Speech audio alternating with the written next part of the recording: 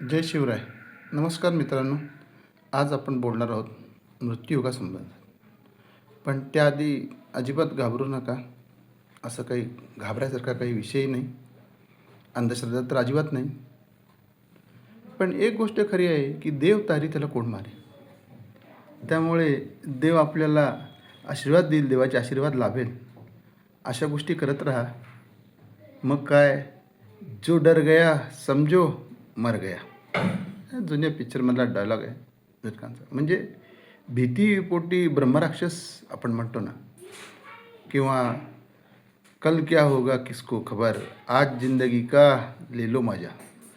ही जरा आधुनिक गाणी झाली. त्याच्यापूर्वीचं पण एक छान सुंदर गाणं होतं, मौत आनी है आएगी एक दिन, जान जानी है जाएगी एक दिन, ऐसी बातों में से क्या डरना. म्हणजे काय, हे जन्मलं म्हणजे गॅरंटेड गोष्ट कुठली आहे तर मृत्यू आहे. तर त्याच्याबद्दल काय घाबरायचं. हां, तर कधी कधी होतं की ज्योतिषांनी असल्या विषयावर बोलू पण नाही, जरी काय ज्योतिषाला कळत असेल तर, आणि कोणी विचारू पण नाही. देवाने जो नवीन आपल्याला दररोज दिवस दिलेला आहे, good morning, one more inning to play, त्याचा चांगला उपयोग करून स्वतःसाठी, कुटुंबासाठी, समाजासाठी आणि देशासाठी तो चांगला वेळ कारणीवून सद्गुणी करावा, चांगले काम करावं.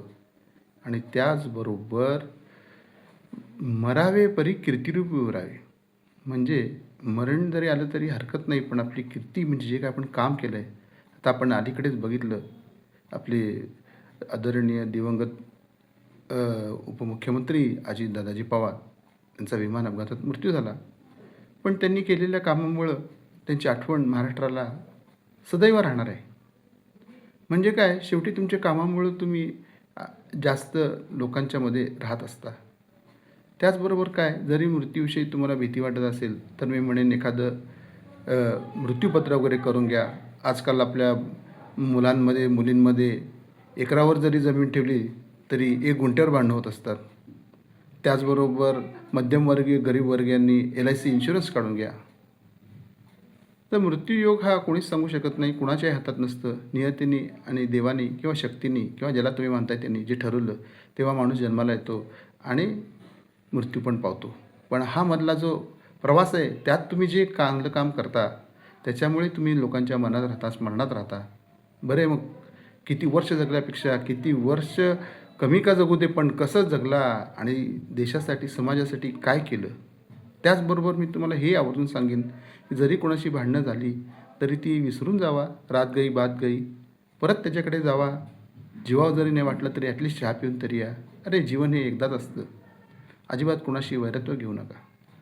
शनीच्या 7.5प्रमाणे 3 प्रकारचे असतात योग.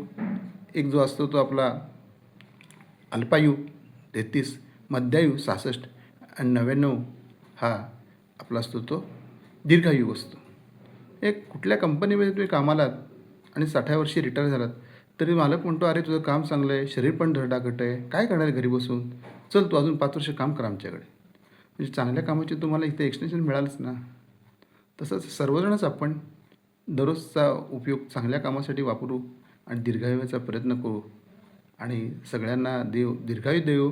आणि ज्योतिषांनीसुद्धा असल्या विषयावर बोलू नये, कोणाला काही सांगू नये, भावना कोणाची दुखवू नये, घाबरून सोडू नये. आणि त्याचबरोबर कोणी विचारू पण नाही माझा मृत्यू कधी आहे. आणि ही गोष्ट कोणीच कधी गॅरंटेड सांगू शकत नाही.